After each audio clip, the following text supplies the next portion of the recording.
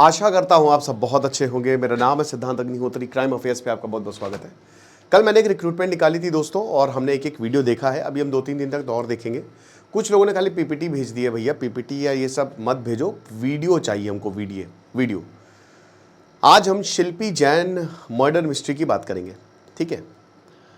अब ये मर्डर हुआ, सुसाइड था, क्या था, लेकिन ये एक ऐसा केस था जिसने पूरे भारत, पूरे पटना को हिला दिया था, ठीक है। अभी क्या केस था?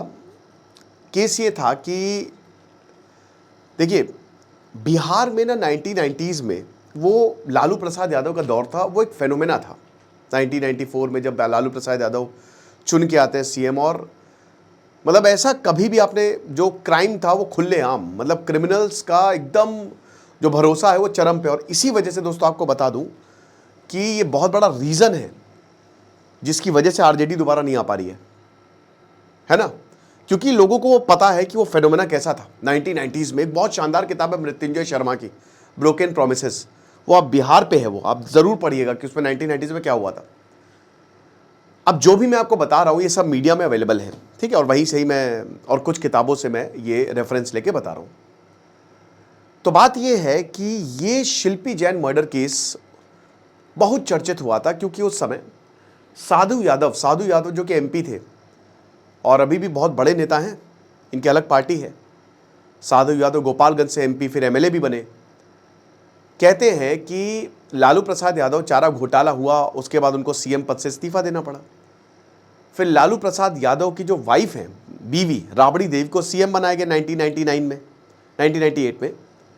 और उनके भाई थे राबड़ी यादव के सगे भाई, यानी कि लालू प्रसाद यादव के साले थे साधु यादव उर्फ अनिरुद्ध यादव, इनका नाम है वैसे। अब क्या है, कहते थे कि साधु यादव ही सरकार चलाते थे, मतलब इन्होंने जो बोल दिया वही होता था।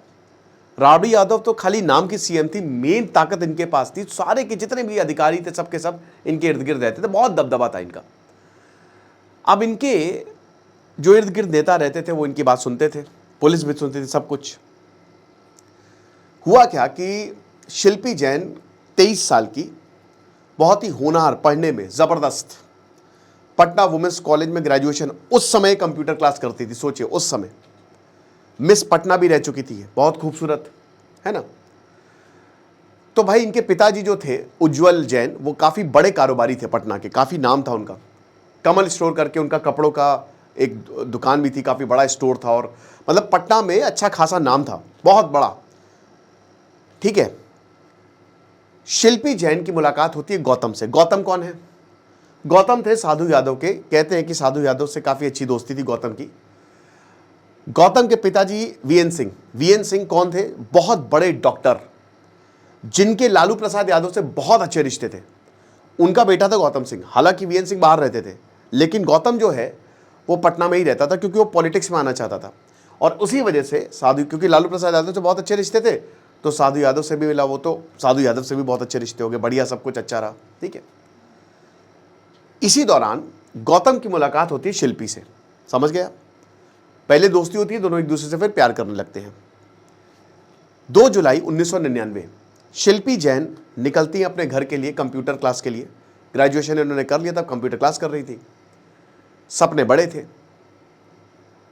तो जब ये घर से निकलती है, इन्होंने सफ़ेद कुर्ती पहनी होती है, कंप्यूटर क्लास करने जा ही रही होती है, बीच में कार आके रुकती है।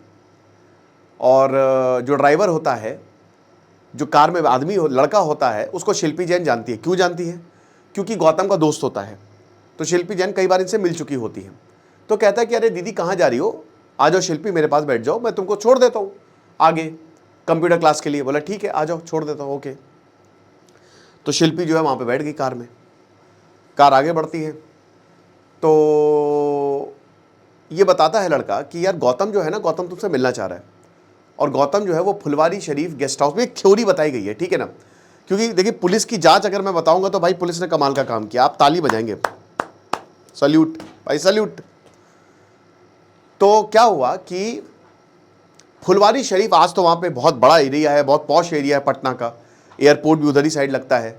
लेकिन उस समय दोस्तों वहाँ पे गेस्ट हाउस हुआ करता था, जो बहुत ही गलत कामों के लिए, कहते थे कि जब नेताओं को अय्याशी करनी होती है तो इस गेस्ट हाउस पे आते थे वो। और खैर बिहार तो फेमस था ही भैया, क्या ही बताएं अब, है ना।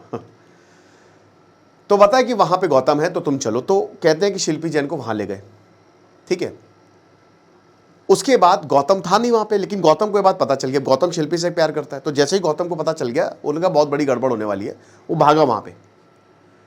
उसके बाद क्या होता है, 3 जुलाई को शिल्पी जैन और गौतम की लाश मिलती है।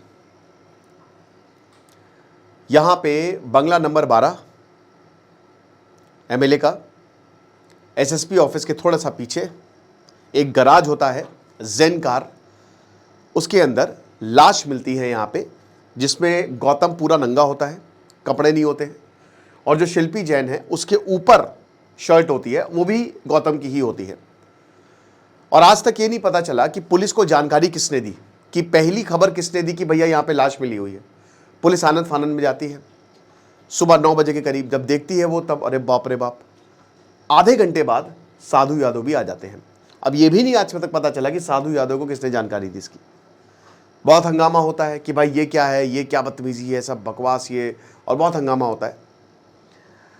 अब उसके बाद पुलिस, वाह क्या बात है, पुलिस जो है वो कहती है कि रिपोर्ट बनाओ। तो भाई सबसे पहले पोस्टमार्टम होगा ना, पोस्टमार्टम में छोड़ो बाद में, पुलिस ने कुछ नहीं किया। पुलिस ने कहा कि इसको, ये दोनों ने जहर खाया है। पहले पुलिस ने बोला कि कार्बन मोनोऑक्साइड से डेथ हुई है, बाद में पुलिस रिपोर्ट में लिखती है कि नहीं, जहर खाया है, वो भी क्लोजर रिपोर्ट, दोनों ने सुसाइड किया है। यहां तक कि उसी रात गौतम को जला दिया गया। उसी रात गौतम का परिवार से कुछ नहीं पूछा, अंतिम संस्कार कर दिया गया। कोई पोस्टमार्टम नहीं, पोस्टमार्टम रिपोर्ट में भी कि नहीं ये जहर खाया हुआ है, ये चीज है। रातों रात पुलिस ने केस को क्लोज कर दिया, रातों रात। बहुत सवाल उठते हैं इस पर, इस चीज को लेकर कि भाई ऐसा क्या हो गया। अब देखिए इस पे फिर बवाल हुआ बहुत ज्यादा, और जब ये हुआ तो फिर इसमें बवाल हुआ, और फिर ये केस सीबीआई को सौंपा गया सितंबर में। जुलाई की घटना, सितंबर में सीबीआई आती है। अब सीबीआई ने क्या किया कि सीबीआई ने फिर, क्योंकि गौतम का तो अंतिम संस्कार हो गया था, उसको तो पता ही नहीं कि उसको क्या हुआ उसके साथ, लेकिन शिल्पी का जो वेजाइनल फ्लूइड है उसको हैदराबाद में लैब में भेजा जांच के लिए। तो अब उसमें यह पता चला कि शिल्पी की जो बॉडी है उस पर सीमेन था, स्पर्म, और वो 1 से ज्यादा लोगों का था पूरी बॉडी पर, ठीक है। तो अब जब ये होता है तो भाई फिर इसके बाद दिमाग खराब। तो सीबीआई कहती है कि साधु यादव से क्या ब्लड सैंपल दीजिए, तो साधु यादव ब्लड सैंपल देने से मना कर देते हैं। तो सीबीआई बिल्कुल भी प्रेशर नहीं डालती है, सीबीआई केस को क्लोज कर देती है। और सीबीआई भी ये कहती है कि सीमेन नहीं था, ये पसीना था। और उसके बाद हम ये देखते हैं कि ये केस क्लोज हो जाता है। और सीबीआई भी सेम पुलिस की थ्योरी को ही बोलती है कि सुसाइड किया था, केस क्लोज्ड।